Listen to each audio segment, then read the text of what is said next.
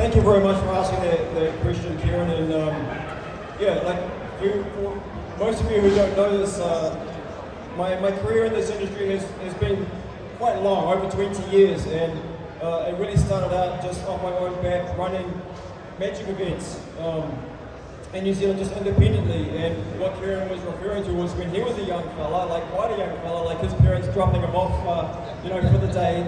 He was like playing in the events that myself and my team were running.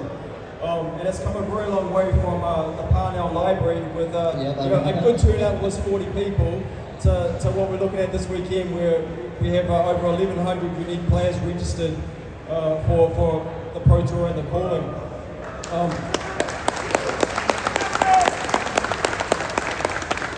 What does that mean to me personally?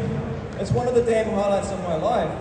Like, this is the mission. The mission was to bring people together in the flesh and blood through the common language of playing great games, and this is it. This is it. That is pinnacle. I feel so grateful that people have come here from all across the world, to make that happen.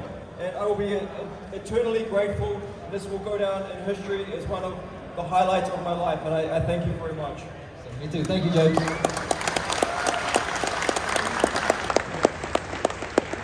So just want to let everyone know unfortunately we're going to be wrapping up soon. So we got 3 more questions because James got to go back and start tearing up that 4th hero that apparently is not happening. So that's how it's happening. So 3 more questions, but James is you're going to be at the Pro Tour and. Yeah. I'm going to be here all weekend, so please don't be shy. Just come and hit me up, ask me stuff, have a chat, take a photo. I'll be doing signings. Like, one thing I would ask is card signings from 3 p.m. each day in the LSS booth, which is against that back wall to my right. But yeah, look, just don't be shy. I'm a gamer just like you. Come and have a chat.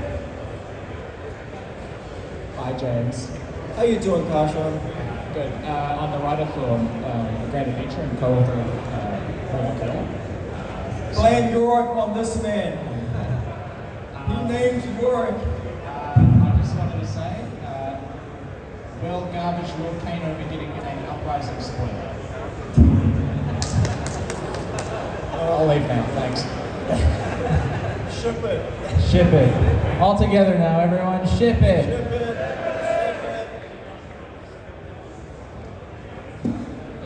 Can you hear me? I can hear you. All right, my name's Calvin Holt. My question is, Everfest is the most recent set that came out, and you have certain design expectations of how it's going to be introduced to players, and I'd like to hear what things that met your expectations about the set and aspects that didn't. And Star Vote does not count. So specifically for new players? I guess you can tackle it from either angle you'd like to talk about it. I guess maybe more for competitive. Look, I think all in all the set has been well received. That certainly left a mark on the metagame. I think that when you put Starvo to the side, you look at things like Icelander coming through. Like that hero came out with pretty much minimal support, and yet she came into the Blitz format. She made an impact. It was really it made me so happy to see Icelander doing well at Krakow. And cards like Pry, seeing played, we made Pry specifically to break up the interaction of Skeleta and Sonata, and actually seeing players work that out and gravitate towards that, and seeing that in action at the calling played at the highest level, that was very pleasing to me. I think that there's still a lot of nuances in Everfest that are yet to be really appreciated, especially a lot of the talismans and amulets. I know they look kind of so-so on the surface, but some of those things are better than people are giving them credit for yet, and we're starting to see some of them make decks.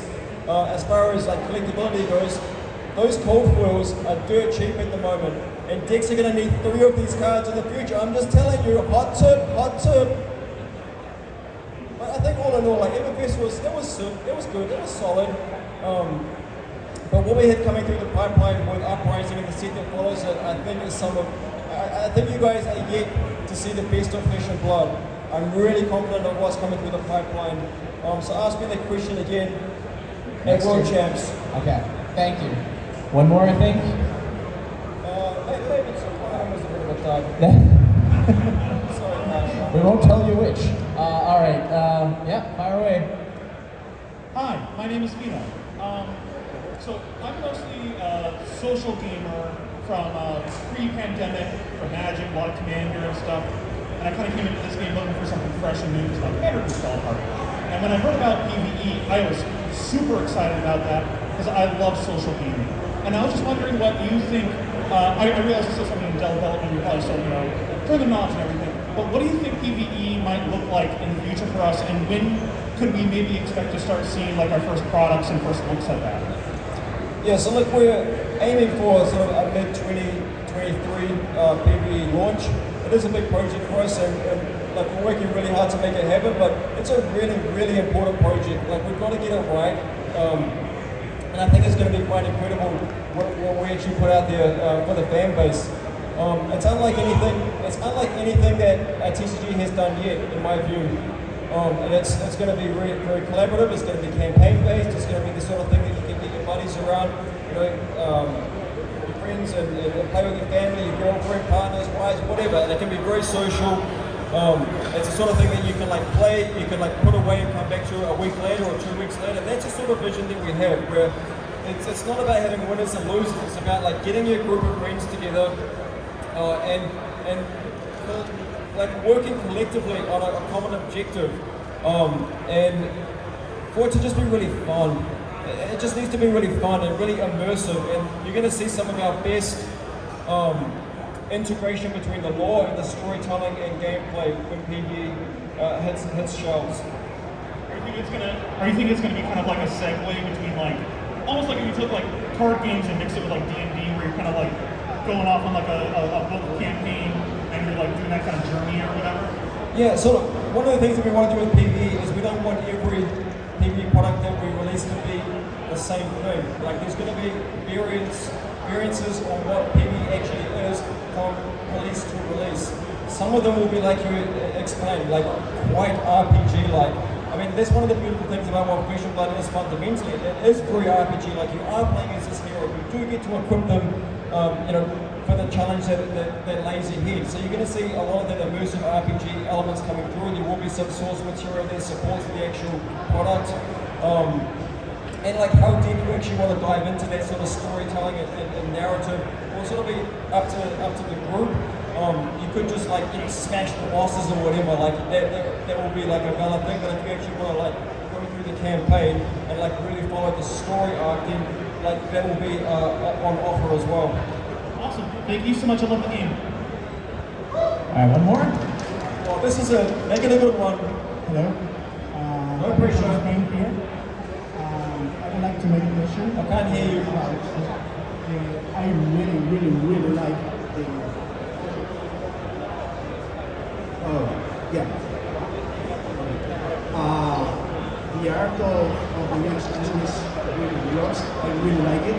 I can't get you here. We're gonna do another. I want to ask. So yeah, may I approach the bench? Come on up. Oh, you've been here. Here. To the judge station, please. Hello, now? Okay. I would like to ask, the new expansion, the art really rocks, and I would like to ask you, how a big fan are you of Avatar: The Last Airbender? Yeah, funny that you asked that. I'm not a fan at all, to be honest. I never read it, I never seen it. But a few people have asked me the question. Like maybe some people in our creative department are fans of Avatar. Not me personally.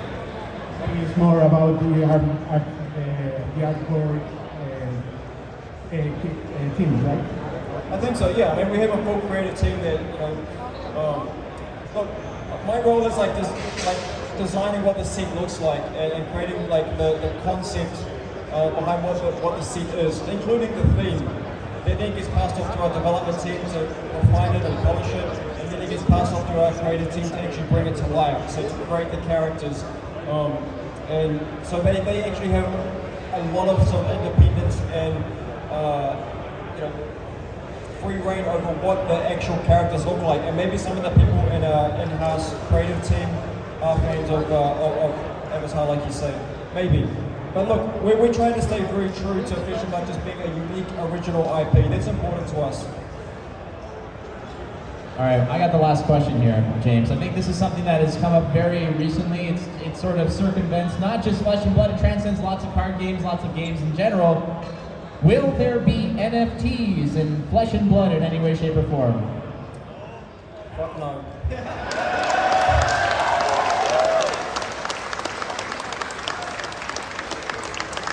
All right, that's a nice bookend for the Q&A. Ladies and gentlemen, thank you so much for sticking around. Thank you to the help here in the venue as well. You guys are awesome. Thank you, James, for your time.